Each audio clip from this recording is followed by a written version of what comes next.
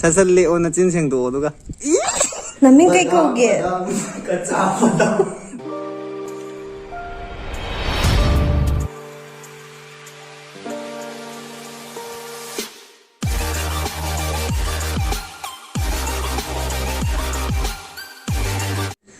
Hello guys, welcome back. Welcome back now. Ako ngasi tao do je kano ne ako ngasi video je. Kaya entertain di ora ni hindi nungai niya mo ko. Nungai niya na di khalle ba. Adu nungai to di khandre.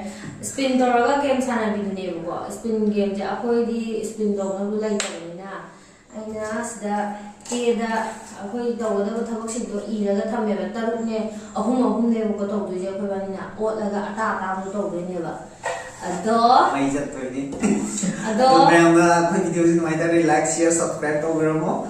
Ado hamdakti video se ko kaya to we kaya hadi mya na khare yeng ko wale to khare yeng kaya nungai ta di khare yeng video duga like to biro mo duga share to biro mo subscribe to comment to biro mo mya ni comment na ako hadi wakhal da kelo to ne ma aduna mya comment to biro mo Ado video te home to like share subscribe to ko video no. Copy ka na duma. Or is it? Ladies part. Ay, ladies part sa akin na mo niyan. Mata hon sila na tulay mana na nang wala dito ay tawo daw boy tarte. Oh, gling swaha. Nungai no tabi mo nungai no. Ye na lang bi. Ye na lang ni. Minam na Sim lore ko si Zekarino hay bada.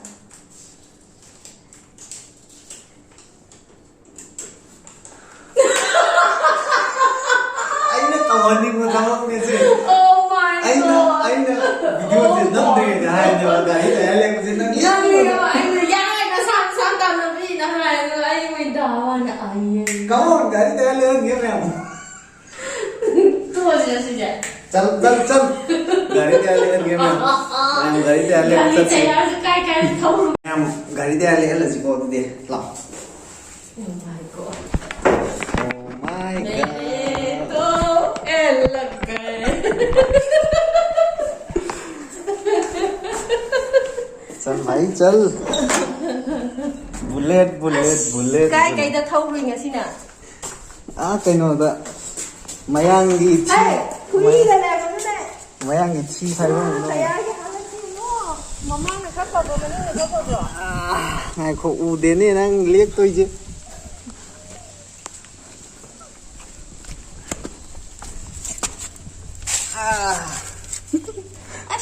Hai. Xuống đây đâu ra. Ngay không. Mayam gari je si ki gari tayar je le an jira na traga sida gari में ले si le an jira mi gari je tayar phajai ne ai gari ji di ngasai mayang gi thirak ta thaurum ni ne asengro ai ji de ai na ro na tawang ni ka soloro ya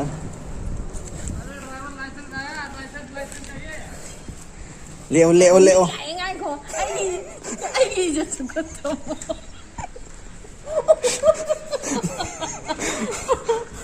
gari te leo game sana jara bono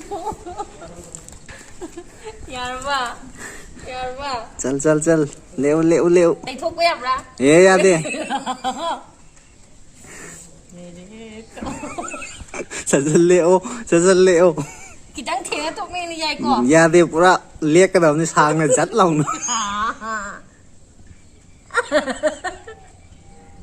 ya de ngam thi bu thau ru bra seng magi sasal leo na chin seng do du ga It's my life, it's now or never.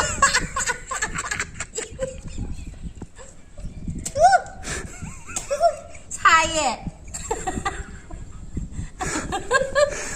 idea complete or ko sida ay mission successful or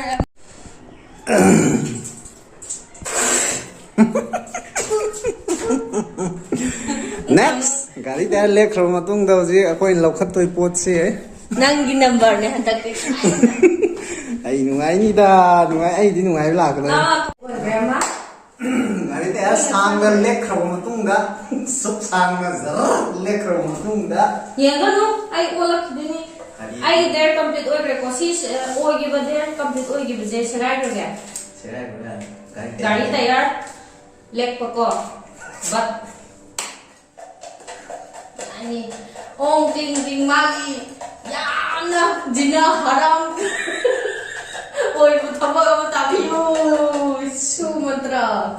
Hello. Ha.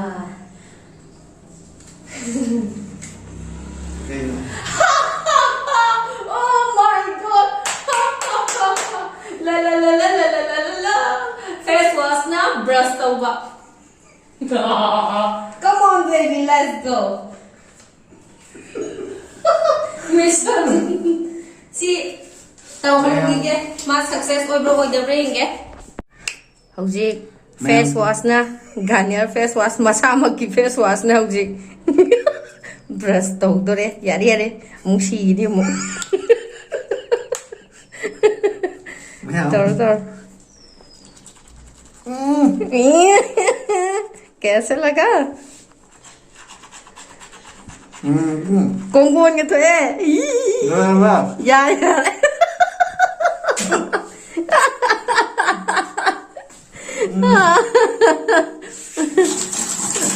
मनम गया नुसिए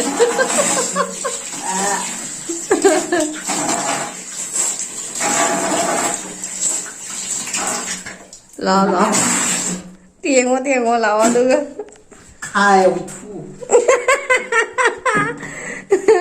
mission success hoy gre sumai tau dana Mayam brush tau matungda face wash ki brush face wash na brush tau matung complete hoy ya serai lagi ai mo lage oh ling swaha finally sakhi banam thiba hawda pot hawda Om Namah Shivaya, Om Sri Ngai na tabiyo. Yare Diwali ko to ho le. Kanya ai thap He Mata Rani kripa de. Kaya nga. Hey sho. Thao ning thao su nu ning thao na mo ki ning thao phau ta biyo. Moi nam mo ya. Oh my god. Yang you Dabra ama mapu yaw na. Lemo sa ba pa kaya. Maku kho cha ke, maku yong cha na bu cha ji. Maku yong to bi cha ke. Thom ju yaw mi dro. Oh my god.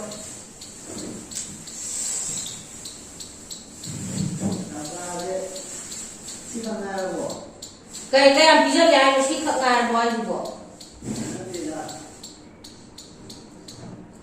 Sampra mà kita ni cakap je, sampra kicau boleh nawa, hendak kita sampra ni.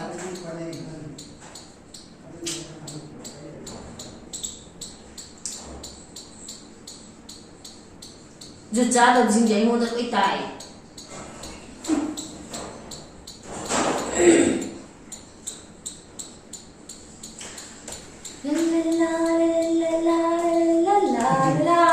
Thùng nhau sao cái bạn? No. Thùng nhau cái gì? Adung chi a cha cái rồi. Cha là Chi aga. Chi aga. Come on. Let's start.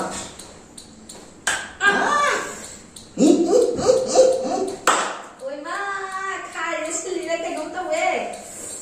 Giá luôn.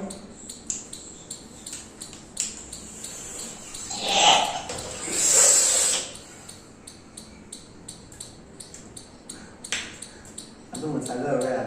Siapa ni thadok kira ke? Mama ini se yo malet. Maku cái công tao ấy. Maku giáo thì giờ tôi chụp pasang ya bra. Ya, aduh gay sagar ya.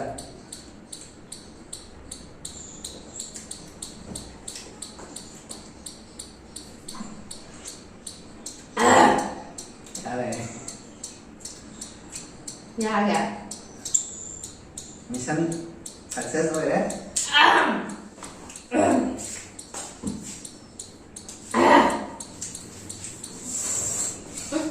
Yamang loi kumme. Ahabagi do. Hadi Next. khasa ga. Ai go tuni ko. Ong maklan swaha. Punsida amta thoktriba. Amukta thoktriba. Wakangi. Thoki wakandagi. Wang malan thomu kamu thokan biu mawna. Chu khalo. Khalu ne amata ni ne. Ting tong ting đào lông. Khalo. Ting tong ting.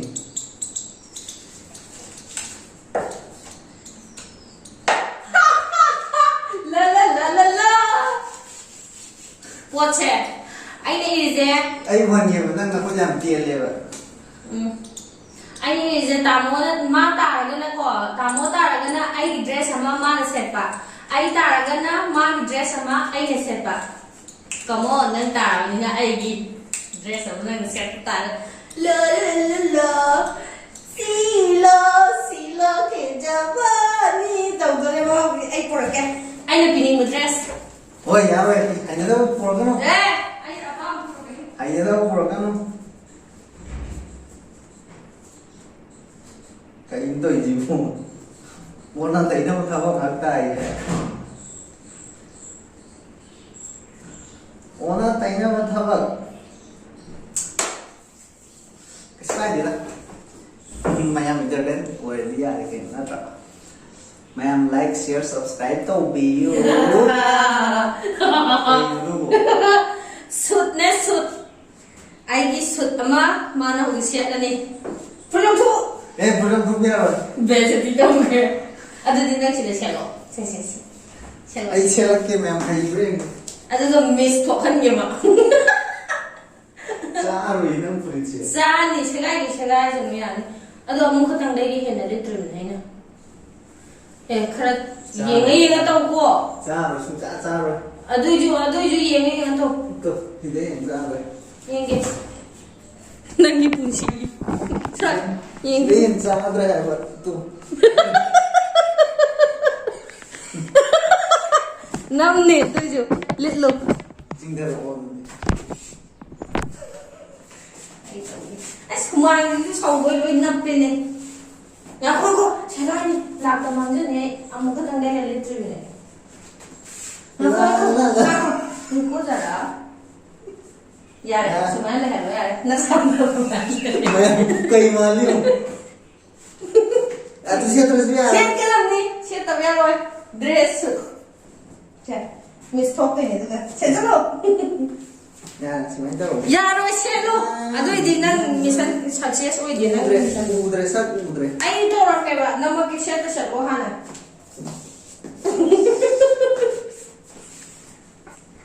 Orang di sana ni. Nupi percili. Tu bukan ngol. Siap. Yang sen kai tu. Iya. Siap. Piga thung dia na ba? Kali ini tahu di situ. Ai nama ke? Ngai ko. Yang pasal ye, cuma lagi ho. Yang pasal ye, wow, namin kay kau ge. Namin kay kau ge.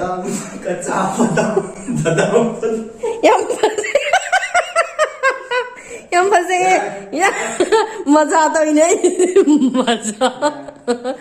Ada di mana? Selain kau uji. Mayam, ay Nupi Dress sama set na dance natin to badam na. Mayam game saya tahu orang sebenarnya. Atau mayam na keke orang tahu orang mayam Haidi lan Nupi kan Haidi mayam enjoy entertain tahu nama apa yang senjata ni kok. Selain ko next nang ko tu ni ay na tahu di betul dah. Ay kita. There ani kangai uji. Ani kan ay kita. Ay na tahu ni ay wala nang dress itu dunia na wala. Aduh ni aja ay wala nang ni kalau ni. Ani kan Juta ngakani ko ni leho je. Imaru ni korontar, iparu ni korontar amari na punglay ni sila ka. Ya leho ko. Ada ba, ya, Fazer logo tentar, next. Oh, clean sua mão no mantra sua. Ai outro piar. Apa makhali. Ye do city. Oh, clean sua. Kali ni ke? Mayam. Ada itu mau ngambil pas sama bikin onda. Iya, cutting. Ayo tahu ngambil. Iya, cutting. Nangin ako ngayon tili agad ngambil. Mayam, kali naman daw. Kali naman daw. Oh my god, I is come. Ngasidi handi khaksa ko sama ina. Ay samne am sangan di bajahi ani he na kha samne sungsang sang je ay kakpo ngamon. Kali ngasai di competition tong ngaraga. Ay ni ay yung thok da tu ay khwang yaw ra bane ba samje. Ay ni yung thok da ni khwang yaw da thok ja ni ya roi. Ma'am lo. Tamo. Na ay si da na. Ma'am kati lo ni kati kai de ro. Kati like de ko gi. Ai kai lo jing ren. Ai chale ko.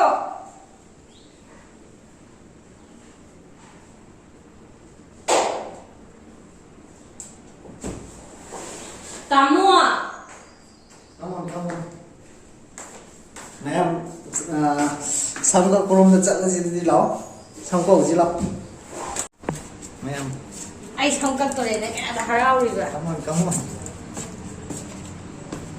Yang kakpa yang wa. Natu mo. Ai harake kakka da bachang. Sige kakpa ya. Sige da ni ko. Ai ayuk ki samje mat sai khatang halaga maning hati ba ko. Em yam na di ka pi roi jin yi oi bi jan mangal la roi ji. Yang kala kan ko sai kan tang ma mu khatang ni ko. Tang ma mu khatang ni ko tamo. Hek yam na kala pada ai di nan ka dok yong. Tamo. Ma yam sang ha thai ye. Na samne na kai mo ma. Sudah ma. Tamo. Tamo. Ko mane. Nang han ba hi ye am na ye. Samje ko mo wora di samje toy na kan da ne mo kara sam toy na kan da haro mathak ha ga tu mathak ka maton ga ha ga dum to kal le ba ai su to kal le do kana to kal le na comment ta haro ai na ha lo ta ma khatani ko tamo tamo nang na ni chi ta ma khatani ko tamo ai tamo ya le krik kami mau kata ye. Tukta ba ini? Tamo. Nang diangkap ke mana tamo? Kape kita asyang ngangi. Ai sang na muna sa hiyam changyan ne. Yare. Ini ko. Macit lang siya uci kay mo may dam na hoy san mo may dam ka wa ro. Kay mai krik na pakak kay jibu yare. Yare kaya am kay ni ingim ta. Mana pre? Hoy ma. Aya. Aya no na tang ma khak hai pa ne. Aya. Ini ko. Tu. Mana pre? Aya. Sibong ni miyong ni ma kay ji. Lay, ang talay ngay. Nasam ka ke piro. Nang ikasta, ay ikasta. Yam. Ay ngamaroy da.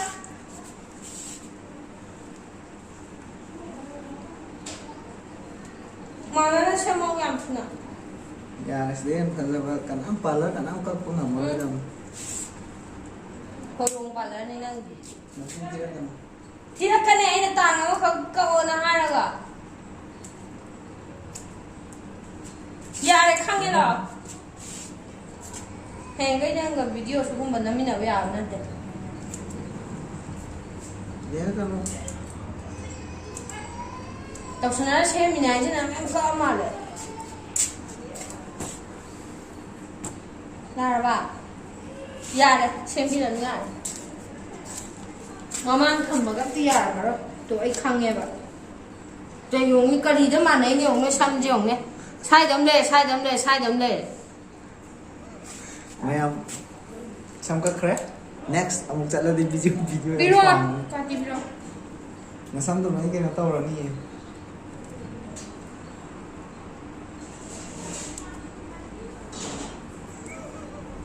Mayam like share cầu bigan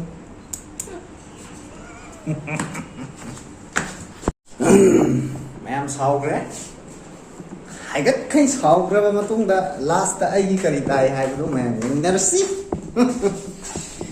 Ôi, cái gì đi, mà sao nó ta ra ôi đây? tu ai ne ta lai rồi kari no khang gì Ai ý bên này, đừng đi khăng giờ. Chi thằng bác sĩ đi. Mà ông đây cái số awa của anh thôi rồi, anh muốn đâu đi qua cái đó. Anh muốn đâu ta cái gì cơ? Rồi mà ông đây cái số à rồi. ma ni ne ai khang de ai thama la da ma si video din nam ji na hai la ko chemam ba ma no i ne ba kai no Harap nat meri raja. Yare, para kanu Tequila, you ma thak tu ba. adu game han gaya ba Tequila daru gai Tequila shot on fire gaya Thak tu ba. Sam ji cái thi này tập thak đi được mà.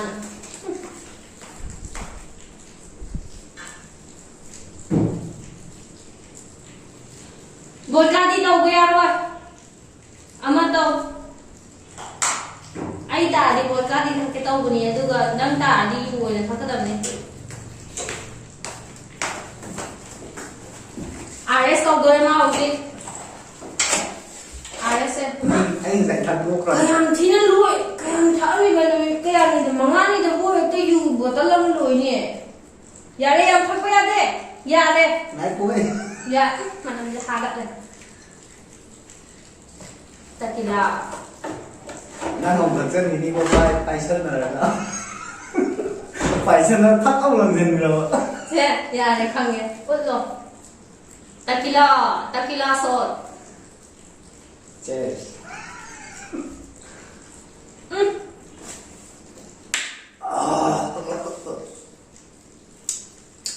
Liver ka po kaya tayo. Yaris! Kay may tabang nagapulog kayo dyan na. Kay nung prake, nga ko. đã ngáp rồi cứ ra thùng mộ Sorry.